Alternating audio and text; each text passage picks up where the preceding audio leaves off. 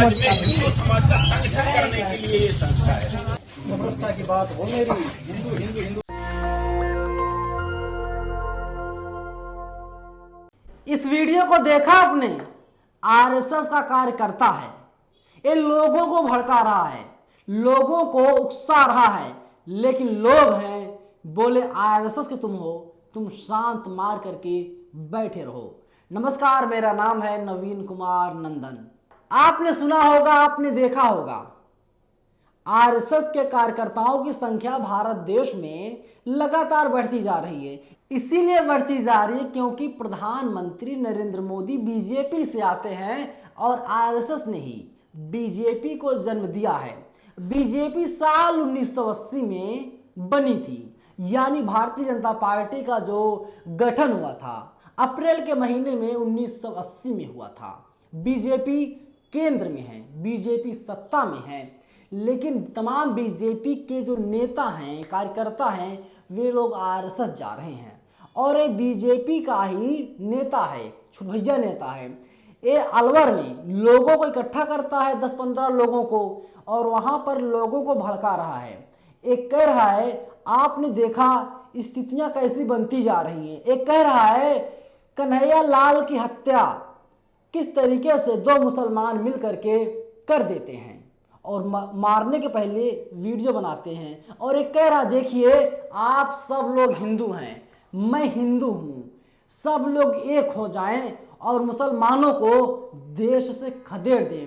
फिर कह रहा है कि आपको पता है ना, आरएसएस संगठन है, राष्ट्रीय स्वयंसेवक संघ है। जैसे ही लोगों ने आरएसएस का नाम सुना वैसे ही लोग खड़े हो गए और लोग जाने लगे।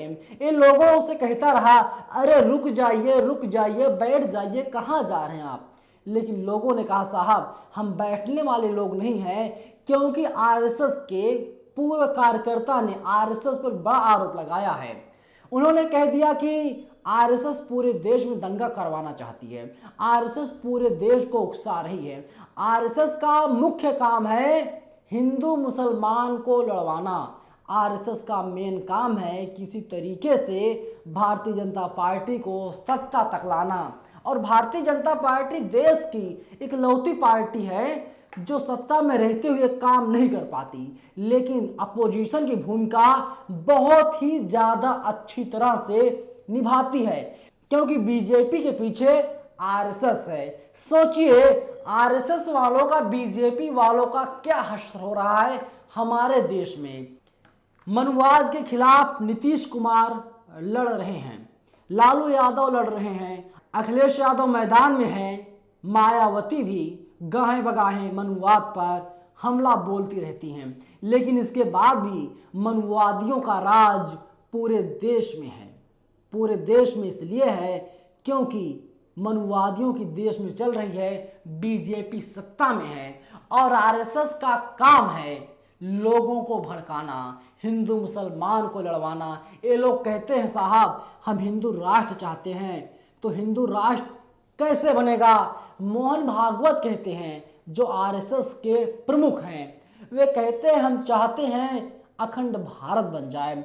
लेकिन अखंड भारत की बात मोहन भागवत करते हैं, लेकिन अखंड भारत कैसे बनेगा?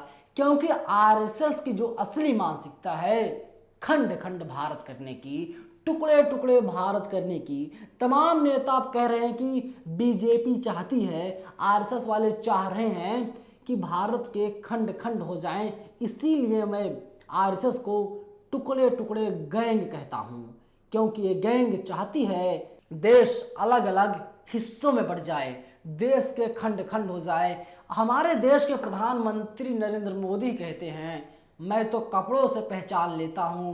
अरे साहब, कपड़ों से आप किसे पहचानते हैं? आप पहचानते हैं मुसलमानों को, आप पहचानते हैं टोपी वालों को। आपका निशाना सीधा सीधा उन्हीं के ऊपर होता है। लेकिन सवाल यही है, मोहन भागवत जो मंच पर बोलते हैं हम अखंड भारत चाहते हैं, अखंड भारत कैसे होगा?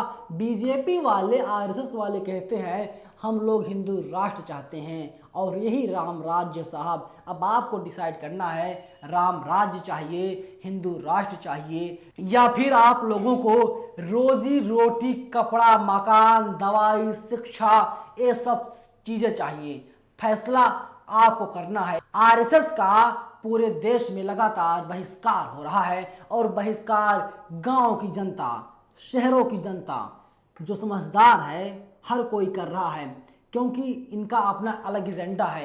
ये चाहते हैं हर कोई हिंदू हो जाए, वो चाहे मुसलमान हो या कोई और हो। ये लोग चाहते हैं देश में दंगा हो जाए। मैं ऐसा नहीं कह रहा हूं, बल्कि आरएसएस के पूर्व कार्यकर्ता ने आरएसएस पर और बजरंग दल पर गंभीर आरोप लगाए हैं। पूरी वीडियो पर आप लोगों की क्या राय है? आप लोग अपनी राय कमेंट बॉक्स में हमें जरूर बताइएगा। पूरा वीडियो देखने के लिए धन्यवाद। नेशनल दस्तक की आपसे गुजारिश है कि अगर इसको बचाना चाहते हैं तो नेशनल दस्तक को सब्सक्राइब करने के लिए रेड कलर के सब्सक्राइब बटन को दबाएं, फिर बेल आइकन की घंटी दबाएं। नेशनल दस्तक को बचाने के लिए बहुत जरूरी है कि हर खबर को शेयर करें, लाइक करें, कमेंट जरूर करें।